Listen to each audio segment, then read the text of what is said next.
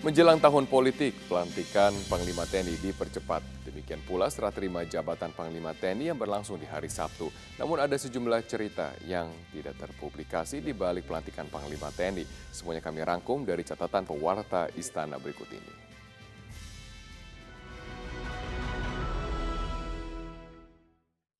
Marsikal Hadi Cahyanto resmi dilantik menjadi Panglima TNI baru. Namun di balik pelantikan Panglima TNI baru tersebut, banyak cerita yang menggelitik dan wajib Anda tahu.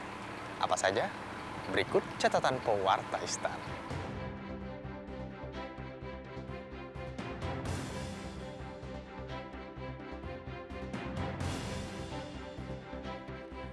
Demi Allah, saya bersumpah.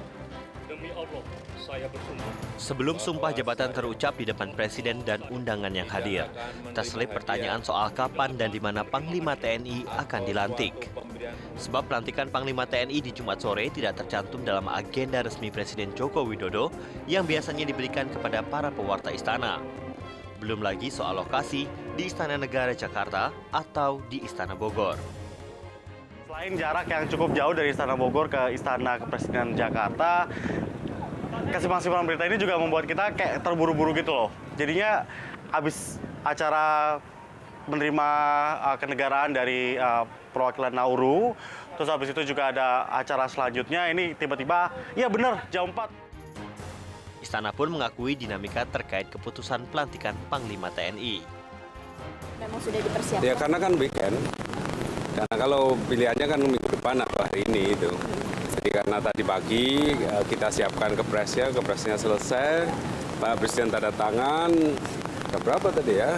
10-an kali ya, 9-10 lebih ya, baru menjelang sholat Jumat tadi kita putuskan, oh ya udah bisa dilantik begitu. Bukan yang pertama kali kok, kita ini kan memang speed tinggi. Presiden Joko Widodo resmi pindah ke kantor Istana Kepresidenan Bogor sejak memasuki bulan Desember. Namun tidak serta-merta pelantikan Panglima TNI bisa dilakukan di Istana Bogor. Ada undang-undang yang mengatur bahwa Panglima TNI itu dilantik di ibu kota negara. Maka kenapa kemudian dalam kondisi Istana Negara sedang dilakukan renovasi, Presiden tetap melantik Panglima TNI yang baru di Istana Negara.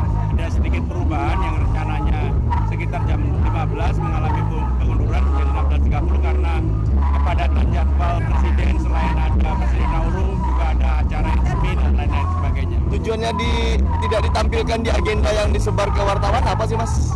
Ya supaya waktu dan sebagainya itu sudah fix terlebih dahulu. Di sisi lain, di balik pelantikan Panglima TNI Marsikal Hadi Cahyanto, terselip kisah cucunya Kenzi Yudhistira Cahya yang ikut diboyong ke istana.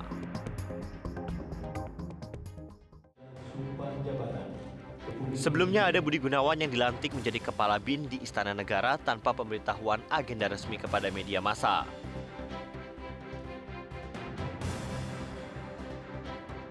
Berselang kurang dari 24 jam, yaitu Sabtu pagi, Jenderal Gatot Nurmantio resmi menyerahkan tongkat komando Panglima TNI kepada Marsikal Hadi Cahyanto di Mabes TNI Cilangkap, Jakarta.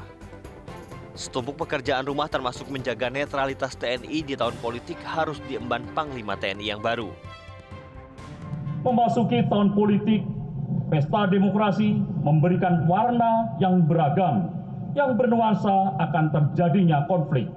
TNI harus memegang teguh netralitasnya dari tingkat atas sampai satuan paling bawah.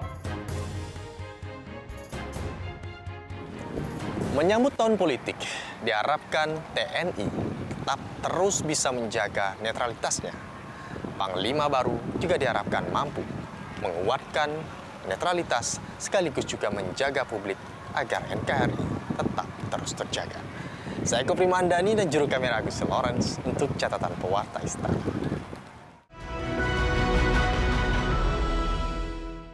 Tetaplah bersama kami, Presiden Corner akan kami lanjutkan dengan informasi menarik. Putra bungsu Jokowi meluncurkan bisnis kuliner baru jenis pisang goreng. Kaisang mengaku tidak dimodali oleh Presiden Jokowi.